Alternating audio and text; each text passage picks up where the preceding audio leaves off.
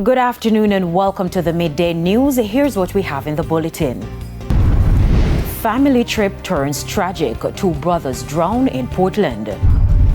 PNP reignites call for fixed election date. And later in sports, Arnett Gardens lose to Police FC in Trinidad in CONCACAF Caribbean Cup group match. Thank you for joining us. I'm Kerry Simpson. Here are the details. What was supposed to be a family trip to the river turned tragic. 2 brothers drowned after getting into difficulty at a river in Portland on Thursday. Numb and weak, that's how mother of 31-year-old Adriani Ivory and 21-year-old Tafuta Wigan described losing both her sons. It's understood that the family traveled from Trelawney to Portland to visit relatives. TVJ News understands that the brothers went swimming in the Mabes River when Tafuta got into difficulty and his older brother went to his aid. I seen it go one way, so I say, come out, come out of the water. I say, Brian, I call for Brian. I say, Brian, take him out of the water, because when I say Brian, I say, take him out of the water, and come out of the water. But it's like him, they say, I see him come out of the water, and like he start cry, like he say he feel weak or his body freeze up or something like that. I say, my son go up, and the other big one, like go half of him, so then go half of him now. The mother says after not seeing them, she called out for help and members of the community responded. I'm going there, I'm telling me to the water. So I said, I'm going to each of us go out the fast and go down there. I'm looking to see 2 of them side and side on the water. But we leave, just have to pick out one of them first, and the other people them go help me draw them out. The family says they're still processing the incident. Just taking it easy. Huh? Just I try to relax my brain. I say God know best, but I come pay, I don't visit, I never expect say, yes, but I come with everybody and they return back without 2 words like that. In the meantime, members of the community had this suggestion to the authorities. More than one somebody die out there, and people from all boat always come into the river. So that river needs some more protection, like bodyguard or stuff like that. People can't just come again and come chuck off into the water. No. Because we have to save too much people. We save people out there how much is time, blood that come out their mouth and them nose, It's just, me don't know how them one are dead today. A serial rapist who posed as a taxi operator pleaded guilty to several counts of rape and forcible abduction, among other offenses, in the St. Catherine Circuit Court this week. 36-year-old Dwayne Redfin pleaded guilty to 5 counts of rape, 5 counts of gross sexual assault, 5 counts of forcible abduction, and 3 counts of robbery with aggravation. It's reported that in early 2017, Redfin was held by the Portmore Police in St. Catherine after investigators received reports that he sexually assaulted a woman. Further investigation by the Center for the Investigation of Sexual Offences and Child Abuse revealed that the fake taxi operator had committed criminal sexual acts against a number of his passengers. The victims were located and statements collected which pointed to Redfin as a person who assaulted them. He will be sentenced on November 8. The People's National Party PNP is accusing Prime Minister Andrew Holness of abuse of power after failing to call at least 2 by-elections. The opposition is echoing calls for constitutional reform, which would see a fixed election date. Sandy Williams reports. Time come for change of government, and we are ready to make that change happen. The change she speaks of is constitutional reform for a fixed election date. PNP candidate for Eastern St. Andrew, Patricia Duncan Sutherland's comment is fueled by her concerns about a by-election set for September 30 in Northeast St. Anne. This following the September 3 resignation of Marcia Smith, who served 4 years as MP for the constituency. Ms. Duncan Sutherland is accusing Prime Minister Andrew Holness of willfully undermining democracy by failing to call other by-elections for several vacant seats, leaving thousands of constituents without representation. So he has been given the power to call the election.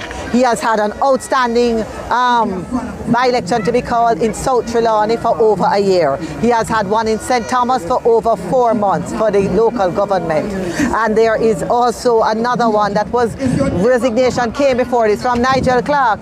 But on the day that the resignation comes from Young Smith, he immediately calls a by-election. It's clearly an abuse of power. The South Trelawney seat became vacant in September 2023 when Member of Parliament for the constituency, Marissa Dalrymple Philibert, resigned. In St. Thomas, the Morant Bay division has been vacant since the death of Councillor Rowan Bryan almost 4 months ago.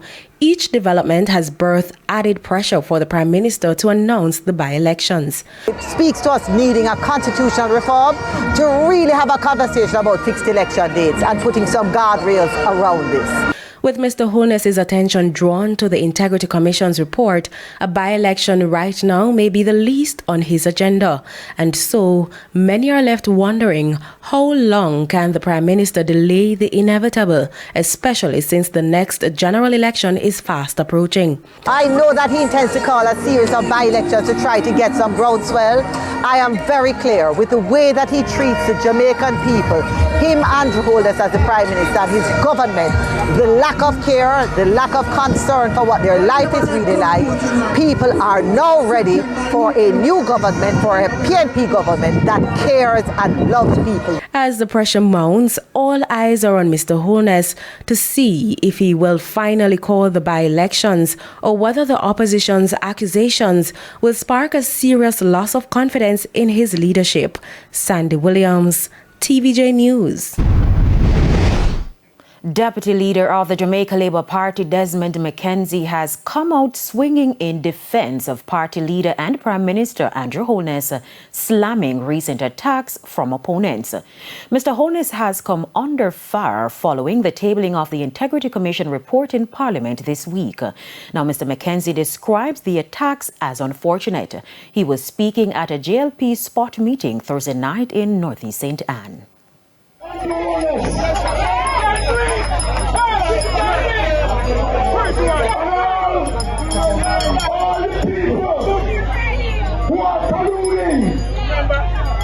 Sharing information and secretly trying to undermine this young man. And some of them should be ashamed of themselves. Because I bet you, this is my another name, and in my family background, nobody will touch him. The National Solid Waste Management Authority, NSWMA, says come early October, night collection as well as revamped sweeping activities will be expanded to more town centres across St. Catherine. Details of the initiatives were provided at the recent Municipal Corporation monthly meeting. Night collections will be focusing on main roads throughout the parish, where these main roads will be collected in the evenings. At the immediate moment, we have selected the main road start Old Harbour into Old Harbour town. We'll try to collect those areas at nights. Then we'll come back into Portmore doing the bins along Newland Road. So that is what we have tentatively set for the time being. We did a minor operation the other day in Linstead, minor commercial drive. We never had the extent of personnel that we wanted because of some persons were out sick, some persons are on leave. So we'll be doing that operation all over again in Linstead to capture as much business as we can. Public Cleansing Officer for St. Catherine, Andrew Gooden, says the night collection will also be extended to selected communities. We are still in that process of selecting those communities, and we'll also be focusing on some schools throughout the parish, collecting them at nights as well, because I know at the moment there are some challenges with schools. So in an effort to alleviate same, we are going to try to collect those schools at nights as well. It's time for a break. Stay with us. More local stories when we return.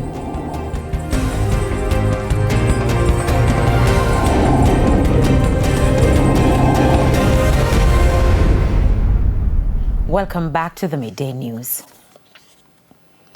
Permanent Secretary in the Ministry of Growth and Job Creation, Arlene Williams, says the Jamaica Social Housing Program is expanding its reach.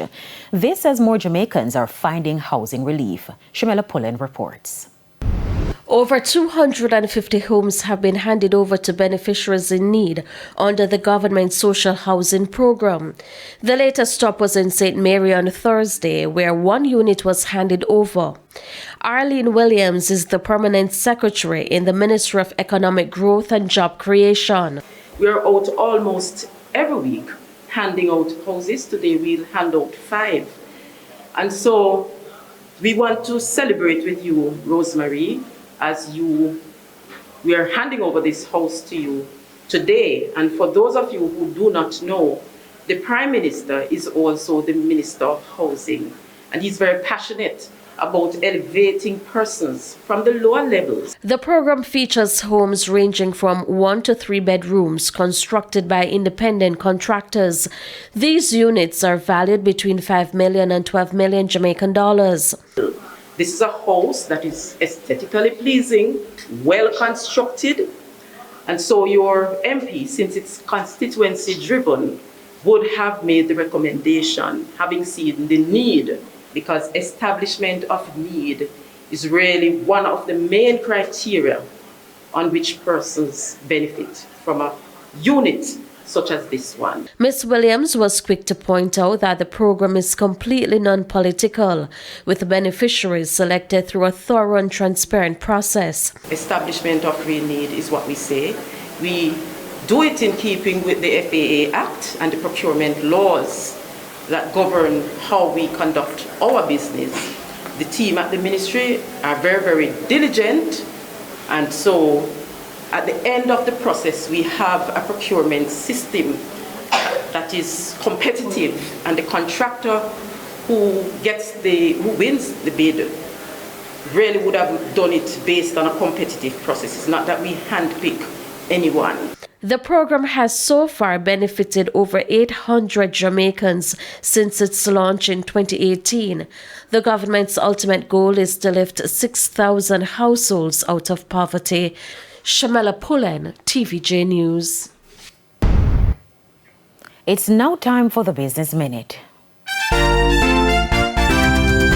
Listed firm Tropical Battery is expanding its electric vehicle sales and servicing business. In a release on Thursday, the company said it is now selling Tesla electric vehicles through its subsidiary Tropical Mobility. The company now distributes new and like-new Tesla models, as well as Ankai electric buses and electric ATVs. CEO of Tropical Battery Alexander Melville says the company is also training automotive technicians to provide after-sales parts and service on the cars, motorbikes and ATVs it sells. Tesla is considered a pioneer in the global electric vehicle market. A new Federal Trade Commission staff report says major social media and video streaming services conducted vast surveillance of users to monetize their personal information. The report analyzed how 9 companies, including Meta, YouTube, and TikTok, collect and use data. The FTC said that while the companies make a lot of money by harvesting personal data, it can put people's privacy in danger and expose them to things like identity theft and stalking. The report also said several of the firms failed to adequately protect children and teens. The FTC recommends that companies limit data collection and sharing, restrict targeted advertising, and improve protection for teens. It also said Congress should pass federal privacy legislation to address these issues. For the Business Minute, I'm McKenzie Robinson. Time now for the top regional and international stories. In the region, St. Vincent and the Grenadines and USAID are partnering to institute updates to the country's energy policy. The stakeholders are working to modernize the nation's decade-old energy policy by aligning it with the contemporary demands of sustainability and economic resilience. A new draft policy and a detailed implementation plan are slated for development by next month.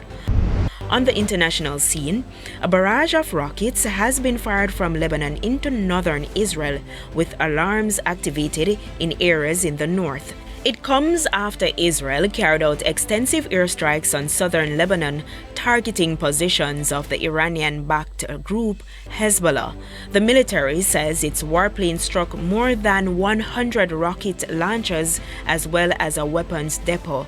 This comes as Israel Defense Minister Yoav Gallant says, "We are at the start of a new phase of the war." The European Union says it will loan Ukraine up to $35 billion to help rebuild its economy. European Commission President Ursula von der Leyen announced the loan in a post on X as part of her visit to Kyiv, saying that it marked another major EU contribution to Ukraine's recovery. She said, "Relentless Russian attacks means Ukraine needs continued EU support," adding that the loan was part of the G7 pledge. And those were the top regional and international stories. I'm Raquel Porto. Thanks, Raquel. We head to a quick break. When we come back, we'll have your midday sports report.